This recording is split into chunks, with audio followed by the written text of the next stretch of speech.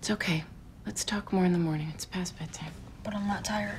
Henry, it's late. I said I'm not tired. Lie down and I'm gonna give you kisses. I said no. This kid, am I right? But for real, there is a real problem with mental illnesses and mental disorders and the way they're shown in the media. In crime dramas, characters with mental disorders are significantly more likely to commit crimes and to be victimized by crimes, which both perpetuate stereotypes. There are some counter-stereotypes, to be fair, prevalent in these shows as well, but imagine being criminalized and victimized by the same genre. Media outlets use negative framing of mental illness, and by doing that, create negative views in the observer. Mental illnesses are so strongly stigmatized that affected individuals are shunned, devalued, and may even avoid treatment. But it doesn't stop at just fictional media. News outlets frequently broadcast more negative, criminal, and/or violent behaviors than the source of information about the person with mental illness that they got their information from. Blasio tonight over a series of attacks involving the mentally ill. The latest, a rampage in Astoria by a man off his meds. CBS 2 political. But here's the thing. When people with mental illnesses aren't depicted as monsters,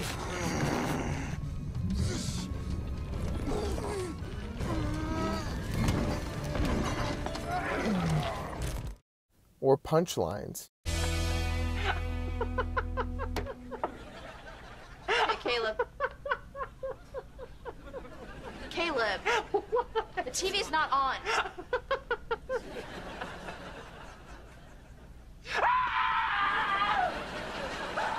It shows.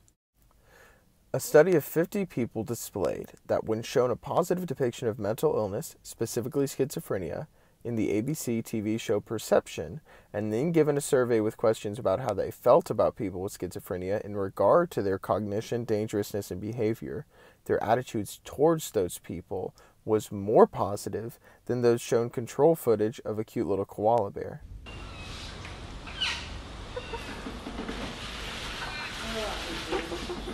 The point is, if just one good depiction from a TV show made that little difference, think about how much more could a systematic change in the way we make movies with those kind of characters could be.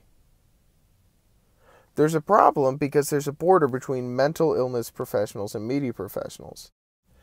Mental illness professionals tend to be intimidated and nervous to talk to those who run the media. However, media professionals seem to be pretty open to the idea of communicating more with those who know their stuff about mental illness. The problem is, they think that the professionals in the mental illness genre give too harsh and cold of a view of mental illness as compared to the view they give in their medium. One wonderful example of a mental disorder being shown in a way that is accurate, entertaining, and positive in something recent is Billy from the 2017 Power Rangers reboot movie. So though it's not stated explicitly in the film that he has Asperger's, he does. That's part of his character. And though he is a little socially less aware, he's a valued asset of the team, and he's like the only thing I remember about that movie just 2 years later.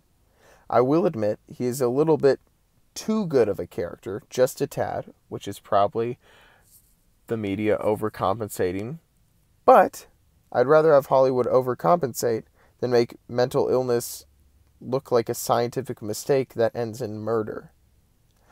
What I'm saying is, I don't think news reporters and authors and filmmakers make these characters sort of too much because that's what they think those suffering with mental illness are like. I think they do it because it sells. And we're finally getting some good shows and movies that have people with mental illness in them displayed well. So my sort of call to arms would be this. Vote with your dollar where you can by only supporting media that depicts people with mental illness in an honest light. And make sure that you know what you're getting into before you watch anything. If you're confused, educate yourself and don't believe what most people believe. If they said it on television, it must be true.